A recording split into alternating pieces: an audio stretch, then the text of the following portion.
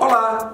Você já parou para ler e analisar o projeto de emenda constitucional 06 de 2019, ou seja, a PEC da nova Previdência?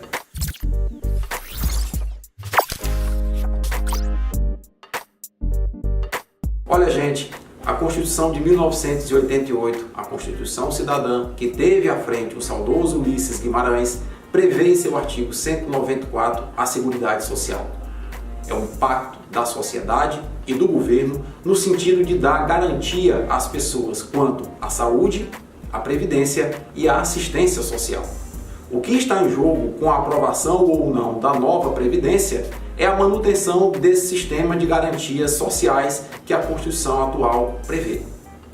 Como a Previdência é um dos 3 pilares da Seguridade Social, de acordo com o artigo 194 da Constituição, quaisquer reformas que sejam propostas para esse mecanismo de proteção social têm que ser tratado no âmbito do artigo 194, ou seja, no âmbito da Seguridade Social.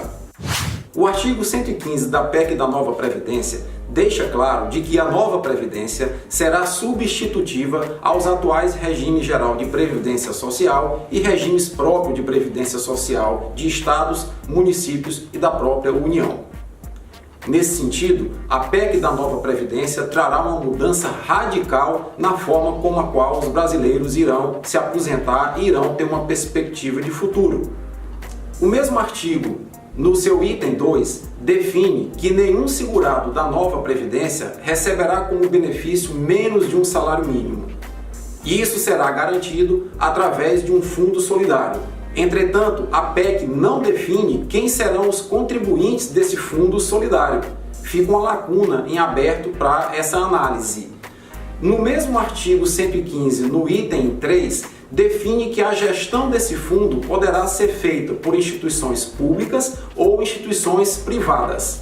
Gente, agora o que chama muito a atenção nesse artigo 115 é o que está disposto no item 7 da proposta da PEC da nova Previdência, que diz que os patrões poderão contribuir para o fundo solidário.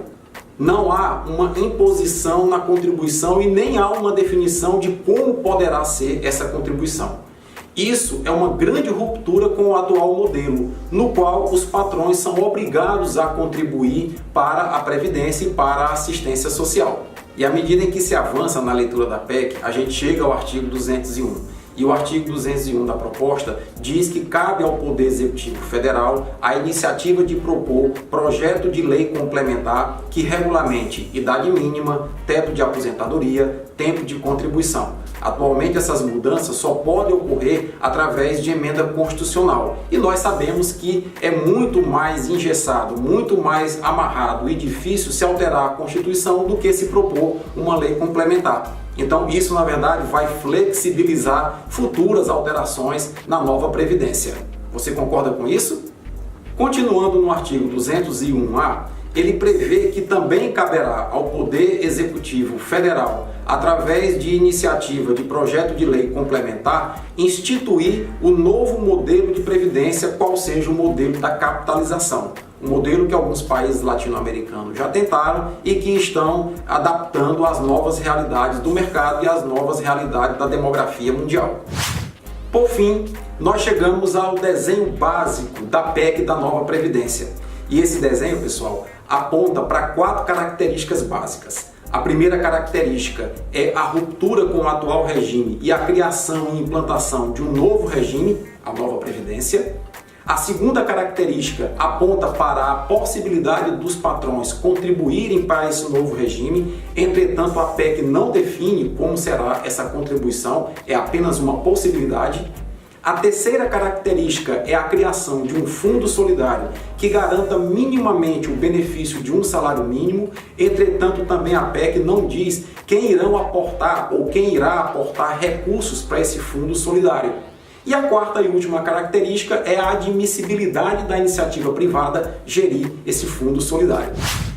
Todas as análises que já foram feitas à luz da literatura mundial e brasileira sobre a mudança de um regime de repartição, que é o nosso regime atual, para um regime de capitalização, que é a proposta da nova Previdência, apontam para impactos fiscais.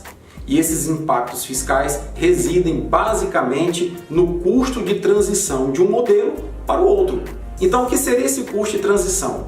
Nada mais é do que o Estado garantir o benefício de quem já está no sistema antigo, sem que esse sistema antigo receba aporte de novos recursos, porque os novos recursos irão para a capitalização. Os estudos apontam que esse custo de transição pode variar entre 100% e 200% do PIB do país. No caso do Brasil, esse custo está estimado em cerca de 200% do PIB do país ao longo de 40 anos. Ou seja, a mudança de um regime de repartição para um regime de capitalização necessariamente implicará em aumento da dívida pública, porque o Estado passará a assumir o ônus desse custo de transição. Um outro aspecto que tem que ser analisado em qualquer mudança de regime previdenciário são os impactos sociais que ele causa. O nosso atual regime tem uma responsabilidade social muito grande, na medida em que toda a sociedade pluripartite contribui para a manutenção do atual sistema de previdência brasileiro. Ou seja, a população, o governo e os patrões contribuem para a Seguridade Social. Mudando o regime, pelo que está disposto na PEC da nova Previdência, essa responsabilidade social passará a ser arcada pelo próprio trabalhador. É a capacidade de poupança do trabalhador que fará ele, no futuro, receber o benefício. Entretanto, em todos os países em que o regime de capitalização foi implantado, os estudos demonstram isso, a capacidade de poupança do trabalhador diminuiu, consequentemente o seu benefício no futuro também diminuiu. Gente, a Organização Internacional do Trabalho, ela preconiza, ela prevê que o mínimo que uma pessoa deva receber de aposentadoria para garantir alguma dignidade no futuro é algo em torno de 40% dos seus rendimentos da ativa. Na maioria dos países em que a capitalização foi implantada, esses rendimentos ficam abaixo de 20%. Isso mesmo, gente, abaixo de 20% da renda da ativa. Isso vai levar a um custo social muito grande. Num país, inclusive, em que as mulheres ganham menos do que os homens, as mulheres terão uma menor capacidade de poupança e, consequentemente, também terão um menor benefício no futuro. Ainda, se nós analisarmos as populações de negros, pardos, que são populações que historicamente também recebem uma renda per capita menor do que certos segmentos populacionais, essas populações também estarão diretamente afetadas pelo novo modelo. Porque, repito, quanto menos se ganha, menor é a capacidade de poupar. E os impactos econômicos? Quais serão esses impactos no médio e longo prazo? Bom, boa parte do PIB brasileiro está fundamentado no consumo das famílias. Se em todos os países que o regime de capitalização da Previdência foi implantado, isso representou diminuição no pagamento dos benefícios, isso significa que no médio e longo prazo nós teremos idosos com menor poder de compra.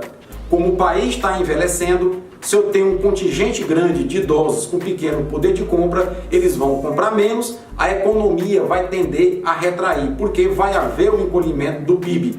Isso já foi demonstrado em vários estudos pelo mundo afora.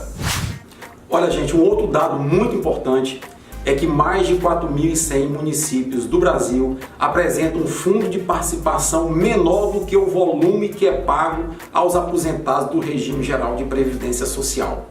Isso significa que os aposentados movimentam a economia do município. Se esses aposentados no futuro começarem a ter o seu poder de compra diminuído, fatalmente a economia dos municípios vai colapsar mais ainda do que está atualmente. No nosso modo de ver, a reforma da Previdência tinha que estar sendo discutida em paralelo com a reforma fiscal e com a própria divisão do bolo arrecadatório entre União, Estados e municípios, o famoso Pacto Federativo. E democracia é isso, gente. É discussão, é embate. O que não se pode é aprovar uma reforma que vai afetar radicalmente a vida de todo mundo de forma assodada, de forma apressada. Todas as opiniões têm que ser ouvidas, devem ser analisadas e caberá ao nosso Congresso, com os nossos deputados e senadores, as adequações e a aprovação dessa reforma da Previdência.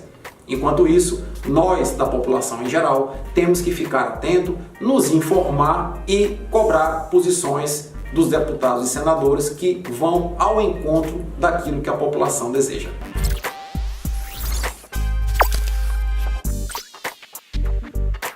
Gostou? Se gostou, acessa lá o YouTube, assina o nosso canal, é gratuito e assim cada vídeo que a gente postar você recebe uma notificação. Um abraço a todos e até a próxima!